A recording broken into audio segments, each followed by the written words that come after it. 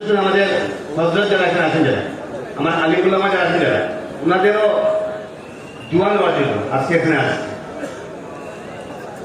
আমরা সবাই জানি মরহুম জলিল সাহেবের এই সংগঠন তৈরি করেছিলেন এবং পরবর্তীকালে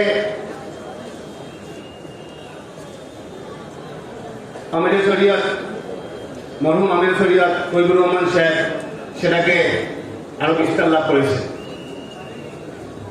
আমার ব্যক্তিগত উপলব্ধি, মানুষের মৃত্যু হয়, আমরা সবাই একদিন মরব, সবাই মৃত্যু হবে, জন্মিলে মৃত্যু অনিবার্য। কিন্তু মৃত্যুর পরও মানুষ বেঁচে থাকে। যেভাবে বেঁচে আছেন জলিল সাহেব, যেভাবে বেঁচে আছেন তৈবুর রহমান সাহেব, ওনারা আমাদের মধ্যে নেই, কিন্তু ওনাদের আদর্শ, ওনাদের মানসিকতা, ওনাদের চিন্তাধারা, ওনাদের ব্যক্তিত্ব আমাদের মধ্যে আজও বেঁচে আছে। প্রত্যেকটা মানুষের মনে মনে, প্রত্যেকটা মানুষের হৃদয়ে আজও তৈবুর রহমান সাহেব, আজও জলিল সাহেব বেঁচে আছে। আমি বিশ্বাস করি যতদিন কিয়ামত থাকবে, যতদিন জীবন থাকবে, যতদিন আমরা বেঁচে থাকবো, আমাদের মনের প্রাণে, আমাদের অন্তরে তৈবুর রহমান সাহেব, জলিল সাহেবের মতো ব্যক্তিত্ব বেঁচে থাকবে। তাই আজকের দিনে ওনাদের মানসিকতা, ওনাদের চিন্তাধারা, ওনাদের ব্যক্তিত্ব যাতে বিস্তার লাভ করে, সেটাই আমি কামনা করছি। ব্যক্তিগতভাবে জলিল সাহেবের সঙ্গে আমার পরিচয় হয়নি, কিন্তু ওনার মানসিকতা, ওনার চিন্তাধারা, ওনার ভাষা আন্দোলনে ওনার অবদান, ওনার ব্যক্তিত্ব, ওনার সমাজের প্রতি দায়বদ্ধতা, সমাজের প্রতি স্যাক্রিফাইস, সেই কথাগুলো আমি শুনেছি, সেই কথাগুলো আমি পড়েছি। কিন্তু ব্যক্তিগতভাবে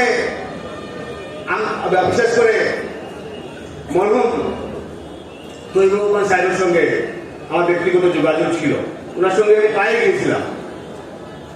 তো সমাজের প্রতি যে ওনার কন্ট্রিবিউশন, সমাজের প্রতি যে ওনার দায়বদ্ধতা, সমাজকে সুস্থ সুন্দর বাতাবরণ নিয়ে যাওয়ার জন্য ওনাদের চিন্তাধারা, সবসময় দেখেছি আমাদের ক্রাইসিসের সময়, আমাদের ভোলাকের ক্রাইসিসের সময়, যখন বিভিন্ন জাতি জনগোষ্ঠীর মধ্যে ভুল বোঝাবুঝি সৃষ্টি হয়, উনি একটা স্টেটমেন্ট দিয়েছিলেন, একটা স্টেটমেন্ট দিতেন, সমস্ত ব্যাপারটাকে একটা শান্ত এবং একটা সুস্থ পরিবেশে উনি ফিরিয়ে আনতেন। তো এইরকম ব্যক্তিত্ব, এইরকম ব্যক্তিত্বের মানসিকতা যাতে আমাদের মধ্যে বেঁচে থাকে আজকের দিনে, সেটাই কামনা করছি।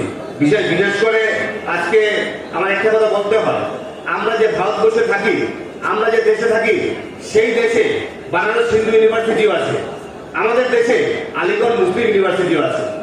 অর্থাৎ আমাদের দেশে আমরা ধর্মীয় শিক্ষা, আমাদের দেশে আমরা আধ্যাত্মিক শিক্ষা, অতএব সেই শিক্ষার উপর আমাদের দেশ অধিক গুরুত্ব দিয়েছে। এবং বিশেষ করে আমরা যদি অনুধাবন করি, আমরা যদি বুঝতে পারি, আমরা যদি জানতে চাই, তাহলে দেখবো যে বিশেষ করে ইসলাম শিক্ষার উপর অধিক গুরুত্ব দিয়েছে। সেই শিক্ষা নীতিগত শিক্ষা হোক, সেই শিক্ষা পুঁথিগত শিক্ষা হোক, সেই শিক্ষা আধ্যাত্মিক শিক্ষা হোক, অর্থাৎ শিক্ষার উপর ইসলাম বিশেষ গুরুত্ব দিয়েছে। কিন্তু বিশেষ করে দেখতে পারলাম এই যে আধ্যাত্মিক শিক্ষা, অর্থাৎ স্পিরিচুয়াল শিক্ষা, যেটা সেই আধ্যাত্মিক শিক্ষা এবং মডার্ন এডুকেশন, এই দুইটা এডুকেশন যদি আমরা এক করতে পারি, তাহলে একটা মানুষ প্রকৃত মানুষের রূপান্তরিত হবে, সেটা আমি ব্যক্তিগতভাবে বিশ্বাস করি। এবং সেটা বিশ্বাস করে আমার বিশেষ করে মধুয়া সংগঠন সেটা বিশ্বাস করে যে মডার্ন এডুকেশন এবং আধ্যাত্মিক শিক্ষা, দুইটা শিক্ষা যদি যৌথ সংশ্লিষ্টভাবে যদি আমরা এগিয়ে যেতে পারি, নিশ্চয়ই একটা মানুষ প্রকৃত মানুষের রূপান্তরিত হবে। বিগত দিনে সেই কথাগুলো অ্যাসেম্বলিতে বলেছি, সেই কথাগুলো আমি পুনরাবৃত্তি করতে চাই না, সেই কথাগুলো আবার বলতে চাই না এখানে। তো সময় কথা বলবে, কারণ আমি কিছু বলছি না।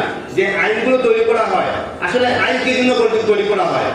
আমাদের দেশে কল্যাণকামী রাষ্ট্রে আইন কি জন্য তৈরি করা হয়? আইন মানুষের জন্য তৈরি করা হয়, জনসাধারণের জন্য তৈরি করা হয়। যে আইনে মানুষের উপকার হয় না, সে আইনে আমরা বিশ্বাস করি না।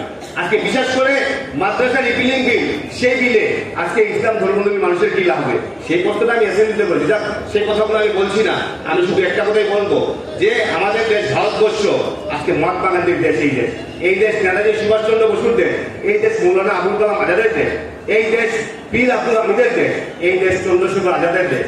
অর্থাৎ আমি বলতে চাই, যারা বড় বড় কথা বলে, যারা লম্বা লম্বা লেকচার দেয়, যারা হিন্দু মুসলমানের মধ্যে বিদ্বেষ সৃষ্টি করে, যারা আমাদের মধ্যে হিংসা সৃষ্টি করে ওদের এই দেশ না।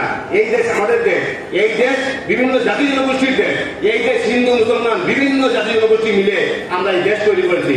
এবং ইতিহাস সাক্ষী এই দেশের উপর যখন যখন বিপত্তি, যখন যখন হিংসা, যখন যখন বিদ্বেষ সৃষ্টি হয়েছিল, আমরা হিন্দু মুসলমান এক হয়ে আমরা লড়াই করেছি এবং ব্রিটিশকে আমরা এই দেশ থেকে তাড়িয়ে একটা সুস্থ সুন্দর স্বাধীন দেশে আমরা রূপান্তরিত করেছি।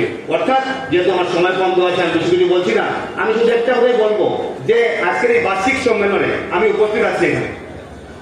বিগত দিনে বিশেষ করে খতমে বুখারীতে এবং এই যে আপনাদের যে বার্ষিক সম্মেলন করা হয়েছিল নজরুল আমিরে, তো প্রত্যেকটা সম্মেলনে যে আপনাদের যে সিদ্ধান্ত যেগুলো নিয়েছিলেন, যে সমাজকে গঠন করার জন্য সিদ্ধান্ত নিয়েছেন, আপনারা সমাজকে সুবিধা রাখার জন্য আপনারা সিদ্ধান্ত নিয়েছেন, সমাজকে এক রাখার জন্য আপনারা সিদ্ধান্ত নিয়েছেন।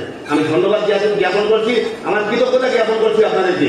আপনাদের সুস্থ এবং সুন্দর সমাজ গঠন করার জন্য আপনাদের মানসিকতা যে আমি চাই ডে বাই ডে সেটা বৃদ্ধি পাও। এবং আজকের দিনে দেখা যাচ্ছে বিশেষ করে আমার উত্তরবঙ্গ সমষ্টিতে কি দেখা যায়, যদি আজকে গ্রামকে গ্রাম আজকে আপনাদের বিশেষ করে আজকে এই খতমে বুখারীতে বা এই ধরনের ধর্মীয় অনুষ্ঠান এবং অনেক শিষ্যত্ব লাভ করেছে।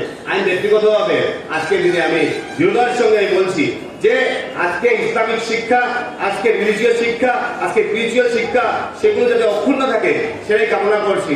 যাক, আপনাদের দোয়া আশীর্বাদ কামনা করছি এবং সামনের দিনে আপনাদের যতগুলো সিদ্ধান্ত নেওয়া হবে আমি প্রত্যেকটা সিদ্ধান্তের সঙ্গে আমি একমত এবং সেটাকে সুদৃঢ় রাখার জন্য, সেটাকে ঠিক রাখার জন্য, সেটাকে ভালো রাখার জন্য বিধায়ক হিসাবে যে ধরনের প্রচেষ্টা দরকার এবং সামনের দিনে আপনাদের জন্য সব ধরনের প্রচেষ্টা, সব ধরনের সহযোগিতা আমার থাকবে, সেই আশা আকাঙ্ক্ষা রেখে আপনাদের দোয়া আশীর্বাদ কামনা করে আমার বক্তব্য শেষ করলাম। নমস্কার, ধন্যবাদ। ধন্যবাদ।